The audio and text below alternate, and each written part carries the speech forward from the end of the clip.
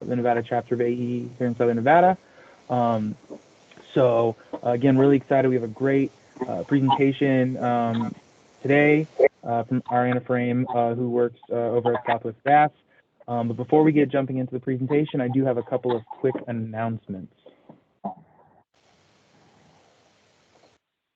So first off, for anybody who is currently a member of AEE Nevada, we are actually holding our voting for our officer nominees for the year 2022.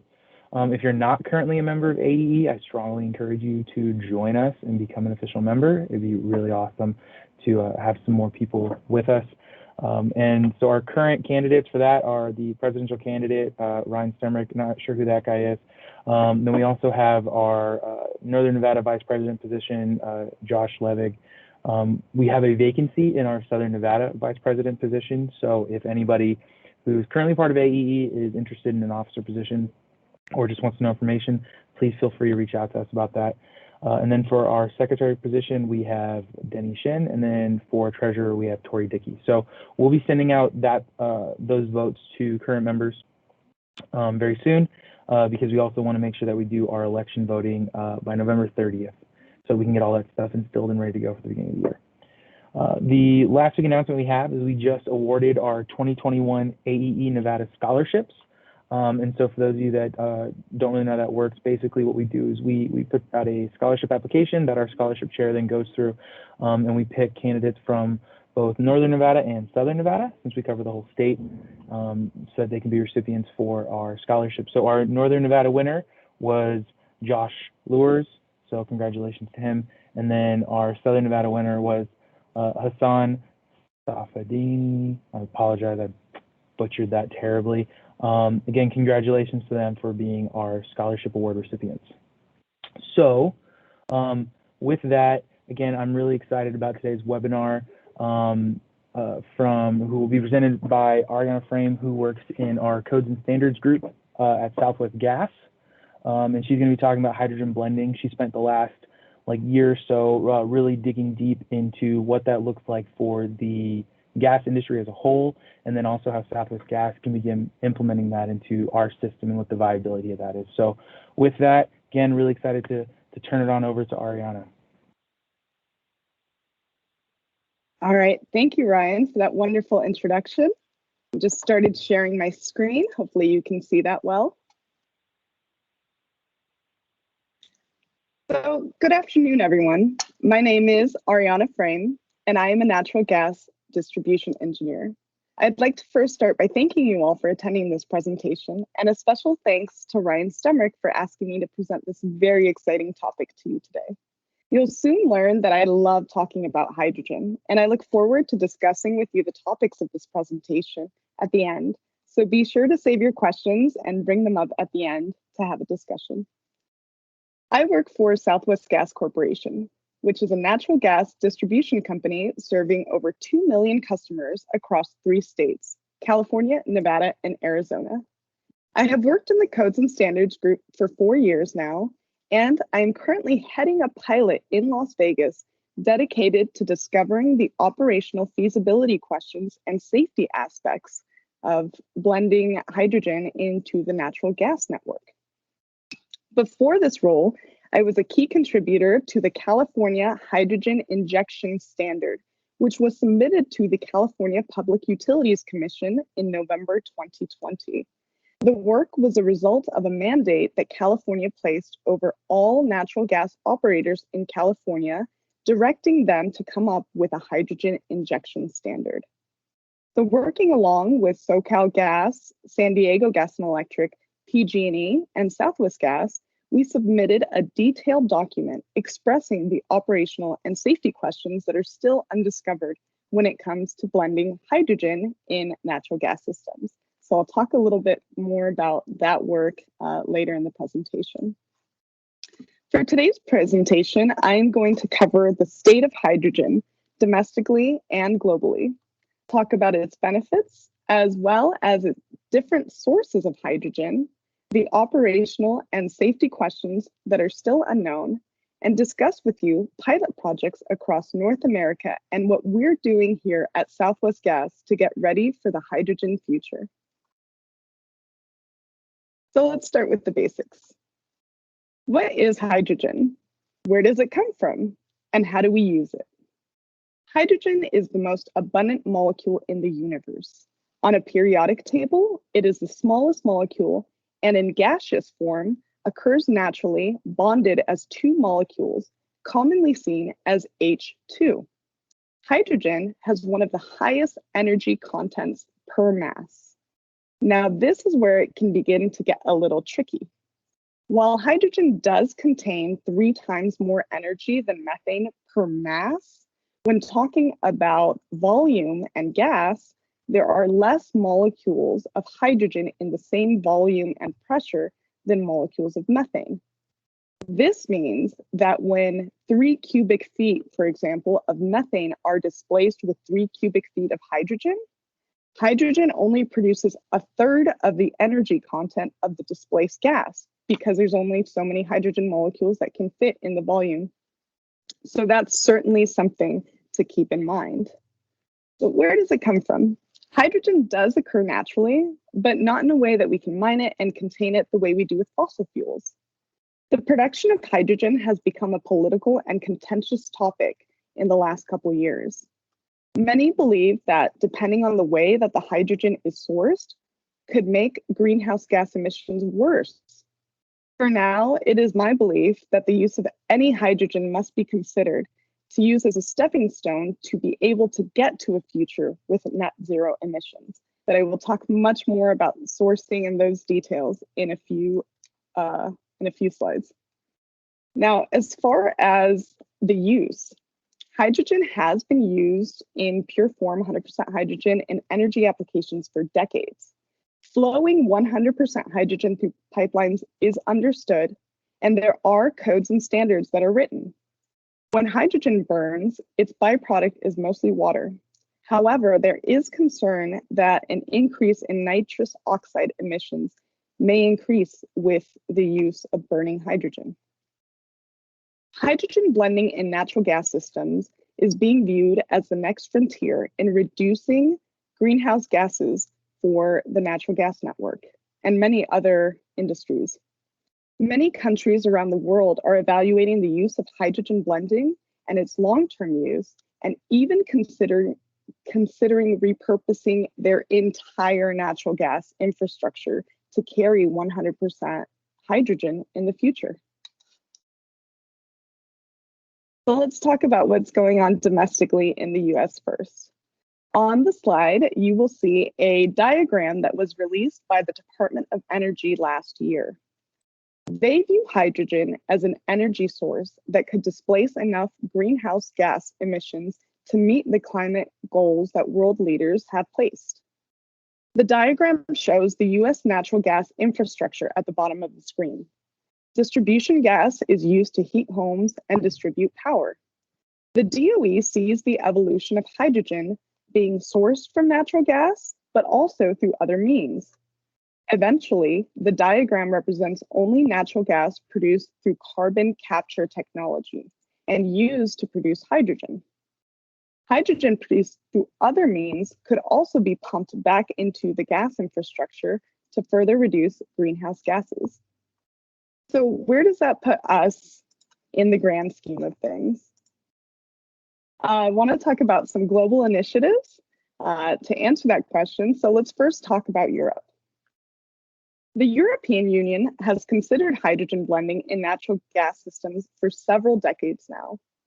In fact, there was a mandate in England about 25 years ago that required all natural gas appliance manufacturers to certify their equipment would be compatible with up to 20% hydrogen.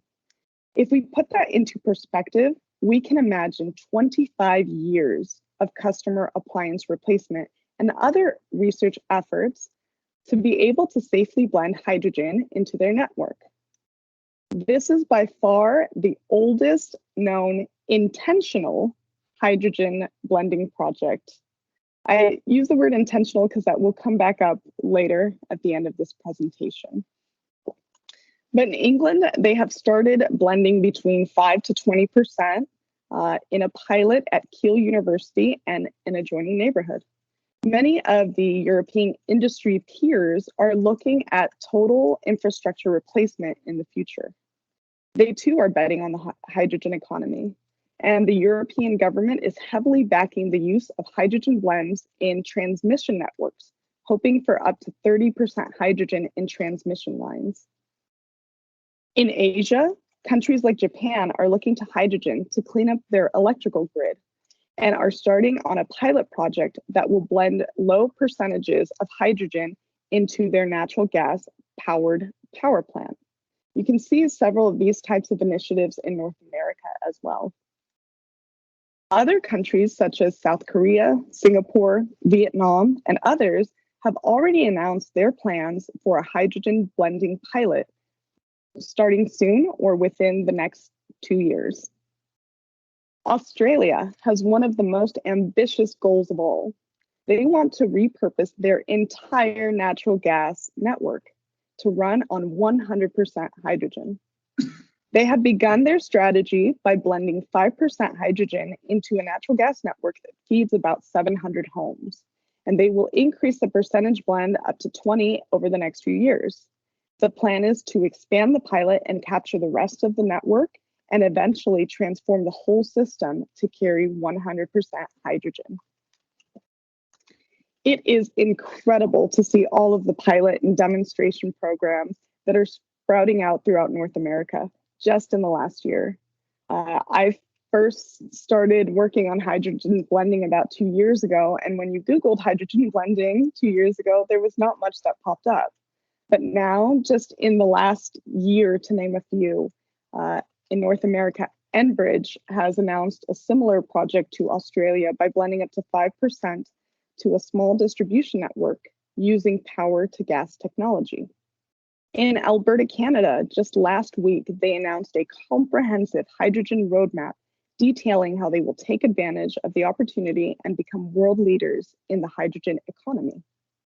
In Alberta, ATCO has also begun a small pilot program blending up to 5% into a distribution network. In Minneapolis, CenterPoint Energy has begun blending 5% into a small distribution network. And closer to home, SoCal Gas is planning a similar 5% hydrogen in a small distribution network over the next few years. But I'll talk more in details about some of these projects later on in the slide. And of course, before I dive into the technical and operational feasibility considerations that will be the majority of this presentation, I do want to point out the benefits of blending hydrogen into natural gas. The big key is the reduction in greenhouse gas emissions. While natural gas burns relatively clean, there's always things that we can do to improve our carbon footprint even further. And hydrogen has already been used safely as an energy source for decades. So if we can figure out how to safely incorporate it into our network, there will be greater reductions in carbon emissions for decades to come. And if we do it as a nation, even more. That being said, that brings us to our next topic, and that is the sources of hydrogen.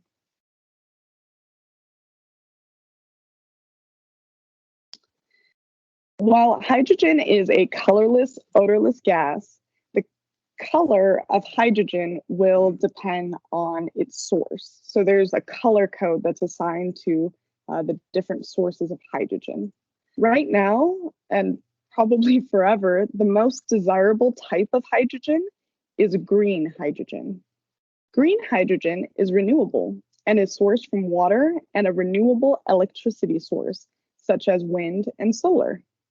One of the interesting aspects of working on the California hydrogen injection application was that the Utilities Commission wanted the operators to only use renewable or green hydrogen when it comes to understanding the feasibility. The problem with that is that there is just not enough green hydrogen supply to go around, and it is very expensive to produce today, roughly around $10 to $15 a kilogram. This is part of the Department of Energy's goals with hydrogen to reduce the cost of green hydrogen to $1 a kilogram by 2030. But for now, many of the industry peers are advocating the use of any hydrogen as a stepping stone so that we can fulfill our operational and safety commitments and be ready for a future where we can receive large amounts of green hydrogen when there is enough affordable supply. Blue hydrogen, for example, is a hydrogen produced from natural gas instead of water, and it involves carbon capture and sequestration technologies. So they break up the methane, the hydrogen gets saved, and then the CO2 is literally stored and saved. I've seen some very creative ways that people use carbon capture technology to reduce emissions. I saw a presentation last year of a cement company who was capturing their carbon and selling it to the local soda company so that they would use that CO2 from the cement activities in beverages, and that offsets gas emissions. So carbon capture is a real technology that works, and blue hydrogen is a reasonable source that we should be able to use to understand the impacts of hydrogen in our infrastructure as the added bonus of carbon capture. Unlike gray hydrogen, gray hydrogen uses the same technology. It's methane as the source, but there is no carbon capture associated. So the carbon goes into the atmosphere. So that's gray hydrogen. Turquoise hydrogen also uses natural gas to produce hydrogen, but uses a method called pyrolysis, where the carbon is captured as a solid carbon rather than a gas. And before I get into the next two colors, pink and red, this is a good time to note that these color codes are constantly evolving. Just a few months ago, hydrogen produced from nuclear energy was only considered yellow hydrogen. But today, the yellow is gone, and instead we have pink and red, which are sourced through the use of nuclear energy. Black hydrogen is produced from coal and is a highly carbon-intensive process. And on the contrast, clear or white hydrogen is anything that is naturally occurring. So you can see that we know that hydrogen is hydrogen from a technical feasibility point of view. But depending on who you talk to, the source of hydrogen may be more important than the hydrogen itself, kind of like what we saw with the California Utilities Commission. From a technical and operational feasibility standpoint, I believe that we should be able to use any hydrogen we can get our hands on for now so that we can answer the safety questions and be ready for a day when we can accept green hydrogen into our system. So now that we understand what hydrogen is and why it's being considered and the importance of its sourcing, we can now get into the meat and potatoes of this presentation and discuss the operational feasibility and safety considerations that natural gas operators must take to ensure that we continue delivering a safe and reliable product. I haven't mentioned it up until this point, but blending hydrogen into natural gas systems is not as easy as it sounds. Unlike renewable natural gas or RNG, hydrogen is a completely different molecule than methane. Not only is it smaller, more flammable molecule, it has been known to embrittle steel, permeate through plastic, and have different compatibility requirements than much of our safety and operational equipment. So when the California Public Utilities Commission had us working on a hydrogen injection standard, the most important argument in the room was safety. As natural gas operators, we normally do not deal with hydrogen or hydrogen blended gas. Our infrastructure is designed to contain and distribute natural gas. And to compound the issue, while there are codes and standards that exist for 100% hydrogen, there is not a single code and standard in existence for hydrogen blended methane gas. That leaves all of the safety and operational questions related to hydrogen blending on the operators. So we must also consider the customer-owned equipment downstream of our infrastructure. I mentioned earlier that England has had a mandate for over 25 years requiring that end user appliances are compatible with up to 20% hydrogen. So there must be standards that some manufacturers across the pond must have, but they must keep them pretty secure because I haven't heard of any other manufacturers around the world certifying their equipment to accept 20% hydrogen. This is one of the challenges that the entire United States will need to overcome before we can blend hydrogen into our infrastructure. At the same time, there are regulators beginning to pull the natural gas industry towards hydrogen. And I believe it is our responsibility as operators to educate our regulators on the safety aspects behind the ask.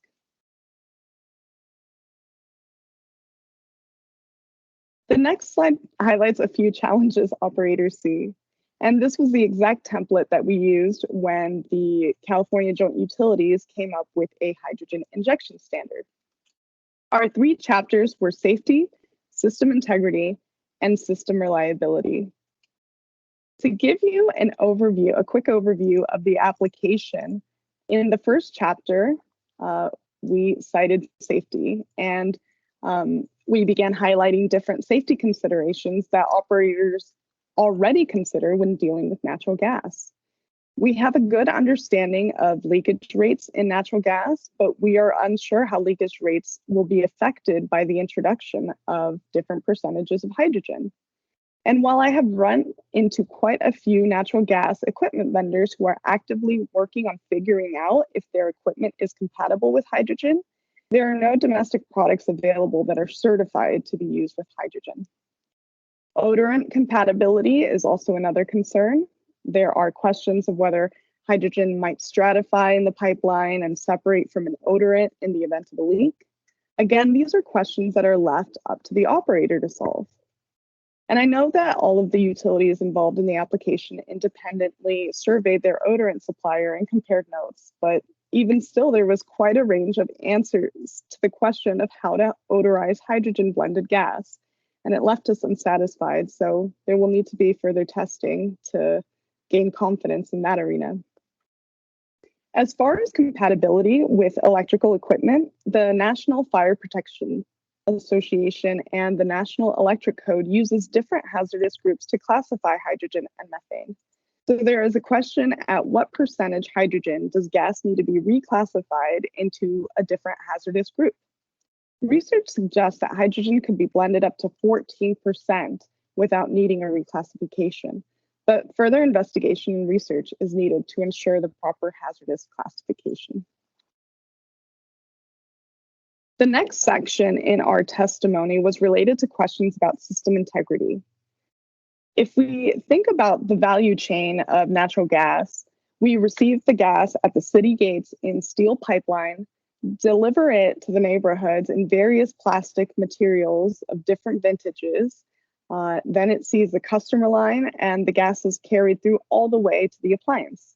And all of the different materials that the gas touches and hydrogen interacts with must be compatible with hydrogen. This includes all the rubbers and gaskets and connections, filters, separators, regulators, valves, and any other appurtenances that you can think of in the pipeline. Through research, we know that hydrogen can be detrimental to steel. It does what we call steel embrittlement. And what that means is that the individual hydrogen molecules travel through the interlattices of the steel and collect. And together they embrittle that area of the steel, removing the ductility and the toughness from the region, and that could lead to cracking. So we now understand that embrittlement is mostly a concern at extremely high pressures, far beyond even transmission pressures. But again, this is one of the concerns that we had in introducing hydrogen into our infrastructure. And when we started, we didn't know that. So we're figuring out these things as we go along. But even in terms of plastics and different vintages of plastics that exist in our infrastructure, we know that hydrogen has the potential to permeate through plastic, but we are still unsure under what conditions and which rates. There are many national research consortiums like the Gas Technology Institute that are figuring out the material compatibility questions. So it's important that we have a general understanding of how hydrogen is going to behave in our infrastructure for decades to come. Storage facilities will be a very important pinnacle for many natural gas operators. Because we do not have giant hydrogen pipelines running across the nation the way that Canada does, we must consider hydrogen storage locally until a greater infrastructure exists nationally. Therefore, industry peers are evaluating spaces such as salt caverns to potentially be used as hydrogen storage facilities. In Nevada, regulators have suggested the potential use of abandoned mines for hydrogen storage. Storing large amounts of hydrogen will be necessary to meet the demand of our system. Another important aspect is system integrity. In system integrity is the end user considerations. Sure, we've talked about a few customer house lines, but there will certainly be some customers that are highly sensitive and will not be able to accept any hydrogen. For example, hydrogen cannot be blended into compressed natural gas. Vehicles that run on CNG currently have a limit of 2% hydrogen, and that limit cannot be increased because hydrogen seizes a CNG engine. There will certainly be industrial and commercial customers who rely on pure natural gas for their chemical applications. So this would be a situation where we must consider. SoCalGas is investing in hydrogen separation technologies research. They are hoping for a device that might separate the hydrogen from the pipeline before it reaches a particular customer. Feedstock customers, such as petrochemical facilities, aerospace, or any other specialized feedstock customer, may have concerns about the fluctuations of hydrogen concentration that would cause their product to have less consistent product quality and impact their certifications.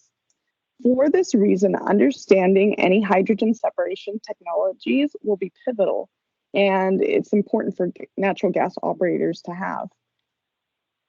Gas quality is an important aspect to any natural gas operator. Each natural gas utility has a tariff specifying the limits of constituents that are allowed to be in the pipeline.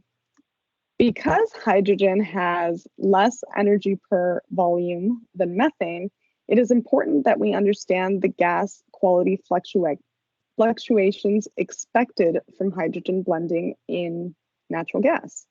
To put this into perspective, energy content-wise, natural gas has 980 BTU per cubic foot, 980, compared with hydrogen, which only has 325 BTU per cubic foot. Lastly, but certainly not least, are the system reliability questions. This includes all our operational considerations. We must understand how our system will be impacted by hydrogen and figure the mitigating efforts that we can take when completing tasks like in-service welding, hot tie-ins, cold tie-ins, inline inspections, for example. And while we are concerned with the material compatibility of all our appurtenances in the system, we are also concerned with the operational use of all of our appurtenances, such as measurement devices, regulators, what ultrasonic meters we can use, gas quality measurement, heating value measurement, flow computers, piping configurations, turbine engines, and the effects on our backbone supply. So after we submitted all the information to the commission, I think that they were expecting the utilities to have an actual number like 5 or 10%, rather than what we did submit, which was an extensive report on the operational feasibility and safety aspects of blending hydrogen in natural gas systems. So the California administrative law judge dismissed the application earlier this year. However, the California Joint Utilities are independently planning to resubmit an application in Q2 of 2022. So I will be working on contributing to that document for the next half year or so. So while the regulators and policies get sorted out on the ground floor, we have embarked on a marathon to figure out how to blend hydrogen safely into our system. And these are the aspects that I'm concerned with on a daily basis now. And you're figuring out those technical aspects of how to blend gas, and that will lead to answers relating to safety and operational concerns. Furthermore, that information will be used to compile and create training, policies, and procedures. Just like we pointed out in the California Joint Utility application, we need to understand the compatibility of our existing equipment with hydrogen and understand the limitations that will present themselves with the introduction of hydrogen. So I'm switching gears now, and I want to talk about hydrogen blending projects in North America. This is a very exciting and emerging topic because, like I said, a couple of years ago, there was not a lot of people and projects related to hydrogen blending, especially in North America. But now there are at least a dozen independent pilots and demonstrations that are being planned out by many of our industry peers. Just last month, I had the opportunity to moderate an hour-and-a-half session at the WEI Hydrogen Engineers Forum. And I got to sit down with the Vice President of Operations of Hawaii Gas and ask him 1,000 burning questions that many of the industry peers had. So why am I talking about Hawaii Gas? I mentioned earlier in the presentation that England has the longest intentional hydrogen project in the world. However, Hawaii Gas has the longest unintentional hydrogen project. Their natural gas system naturally carries 10 to 12% hydrogen at any given moment. And it's been operating this way since 1973. That's 48 years. So when the industry peers realized that Hawaii Gas had this experience and knowledge with hydrogen blending, naturally we wanted to know how they do it and how they built the confidence to know that their system is going to continue to be safe and reliable. One of the greatest challenges in hydrogen blending is that there's no written codes and standards for it. So it's up to the operators to figure out how to do it and how to do it safely. So let me bring you up to speed with Hawaii Gas. The island of Oahu has had natural gas for over 100 years. Sometime in the early 70s, they switched from natural gas produced from fossil fuels and began generating synthetic natural gas. This reduces emissions. Now, the byproduct of SNG, or synthetic natural gas, happens to be about 10 to 12% hydrogen. They didn't add it to the system, they just dealt with it at the time. And to this day, it continues to run 10 to 12% hydrogen through the natural gas infrastructure. So one of the things that they mentioned is that because hydrogen does have a lower energy content, sometimes they have to use propane to enrich the fuel and bring it to the proper BTU level.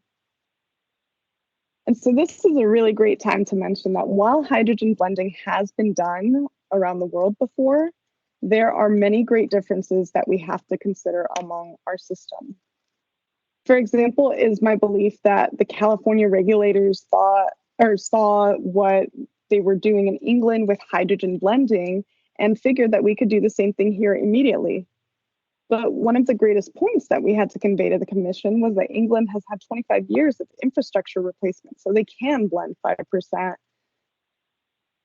but it's taken that much time to do it. So there are things that we can learn from them, but it's not like we can directly apply all the information to our infrastructure.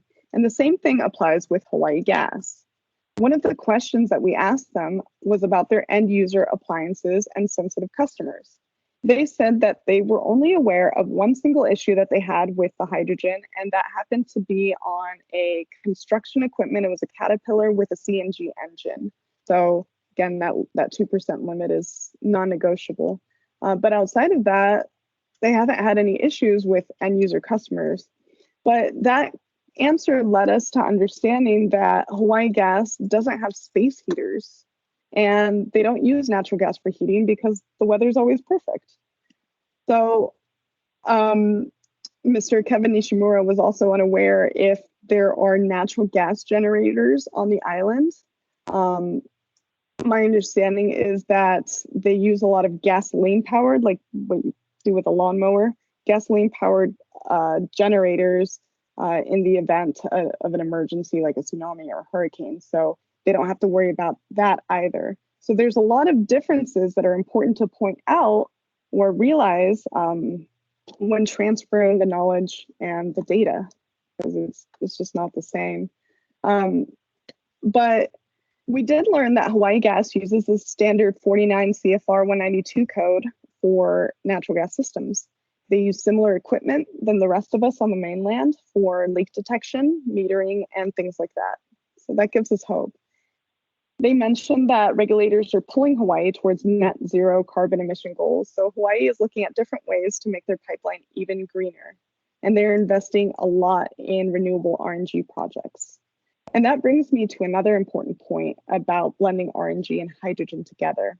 I mentioned that natural gas has a BTU around 980 per cubic foot.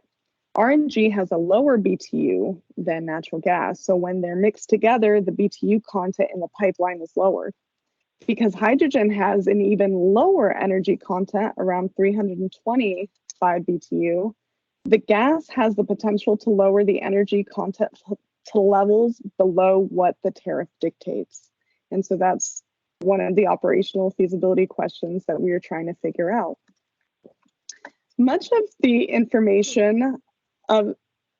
information comes from our industry partners and them figuring out independently how to blend hydrogen safely. And we're sharing information with each other, and that's where we're at.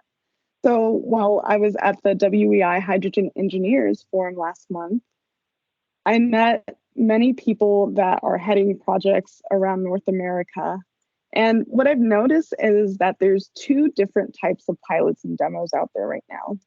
There are the larger scale pilots, which are similar to what's going on in Australia, where they are blending low percentages of hydrogen in an isolated plastic distribution network, feeds up to 700 homes. This is what Enbridge is doing and CenterPoint.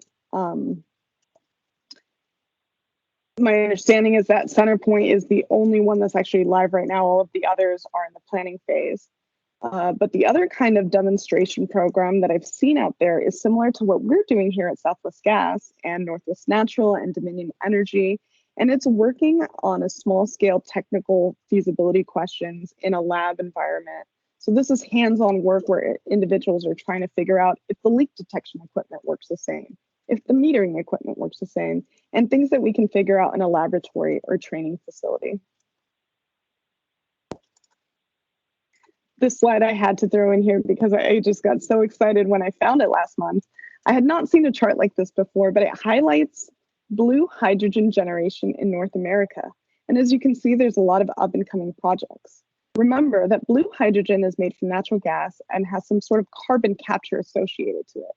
So I'm a big advocate for blue hydrogen because I think it's an important stepping stone that we use blue hydrogen to gain confidence in being able to blend it into our system, and it has carbon capture. So I think it's a great stepping stone until we have enough green hydrogen to go around. But I think what this chart demonstrates is that hydrogen is coming to North America. There are plans in place to reduce the cost over the next 10 years and to increase the supply so that there is enough to go around.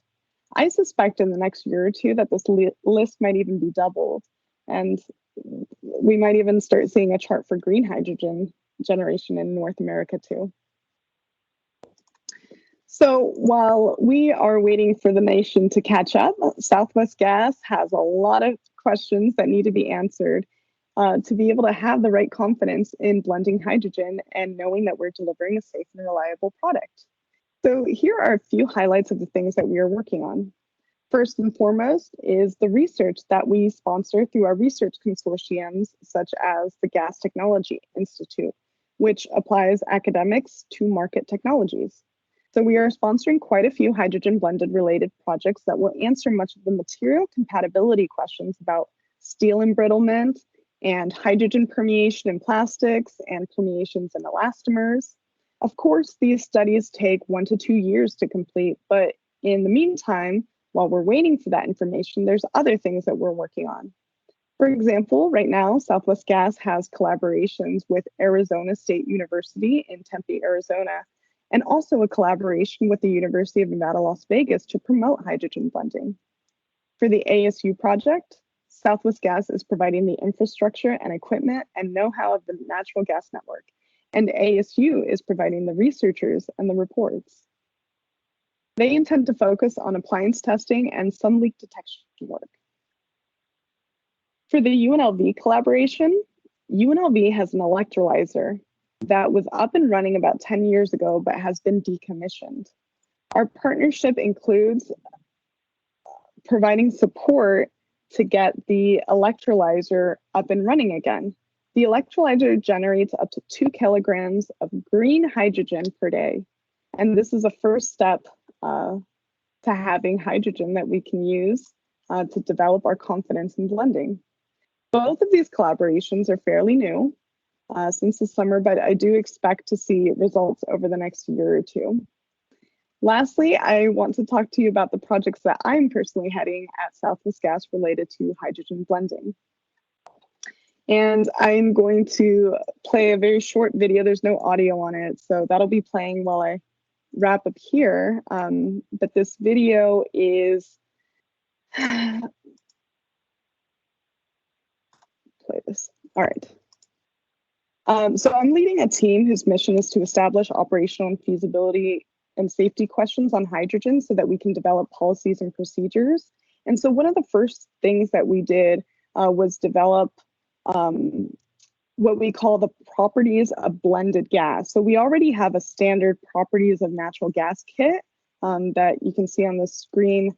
Right there, we're showing how propane is heavier, but we have all these different kinds of demonstrations to understand flame properties, explosivity, limits of flammability, and things of that nature. So we've actually started testing this kind of equipment with 5%, 10%, 20%, and 50% blends so that we can determine differences.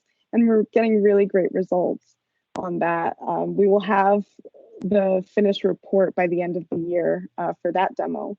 But we're also doing other, after that milestone is complete, we're going to move on to understanding leak detection compatibility, leak detection equipment compatibility.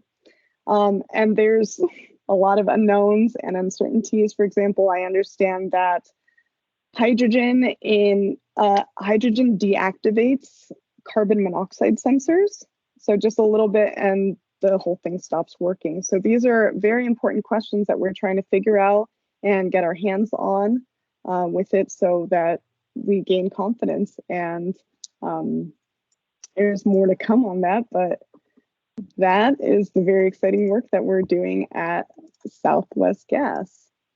And with that, that concludes the information I had to share with you. And I'd love to take questions or hear comments. The floor is yours. Thank you. Ariana, thank you so much. It was an awesome presentation. Really appreciate it. So right now we do want to give the opportunity for Q&A session. I see one question in the chat, but if you guys have another question that you wanted to ask, please feel free to go ahead and just type it into the chat function of Teams real quick. So right now the question we do have, Ariana, and I'm not sure if we necessarily cover this completely or if we want to elaborate more, but one of the questions we got was what type of upgrades would be needed to convert our natural gas network, for example, to completely 100% hydrogen? That's a hard question.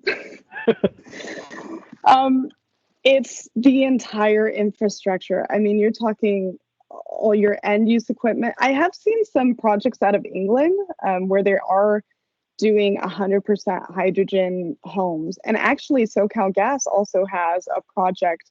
I don't know if it's up and running, but I'm sure there's some news articles on it. It's called the H2 home. It's a hydrogen home where the entire thing runs heat electric on hydrogen.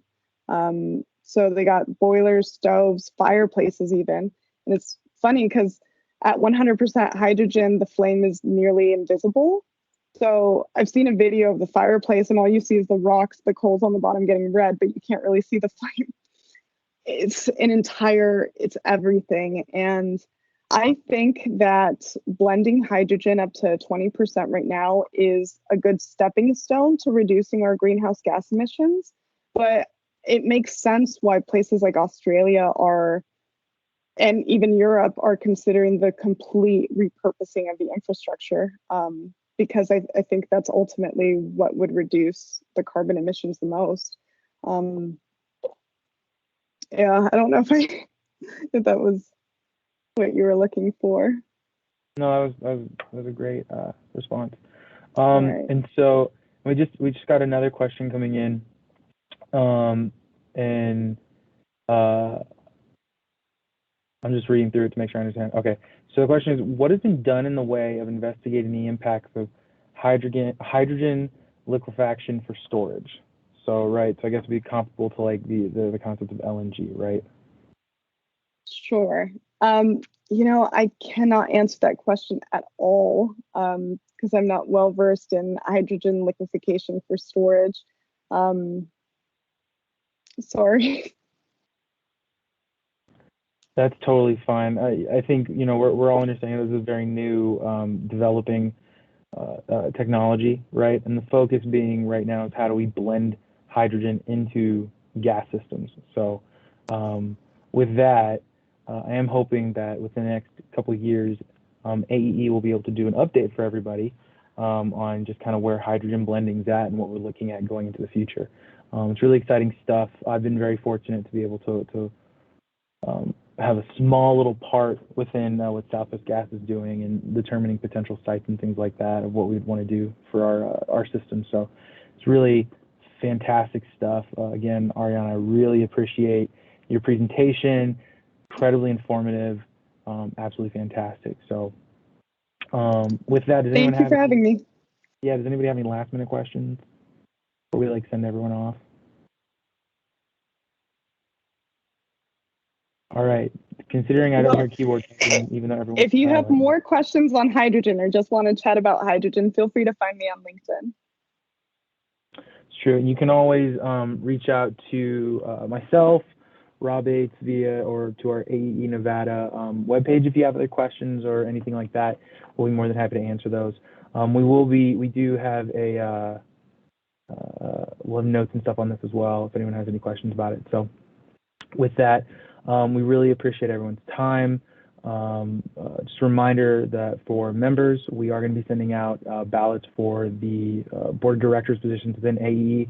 If you're not a member and this is your first time really experiencing AEE or seeing what we do, we highly encourage you to join. It's a fantastic organization that's really looking at different energy resources and developments throughout the world, and we're just bringing that information and educating people on it. So, and then again, last congratulations to our scholarship recipient. So thank you everybody for your time. We really appreciate it. And you guys have a great day again. Ariana, we thank you so much for everything. Thank you all. You've been wonderful. All right. Have a good day, everybody.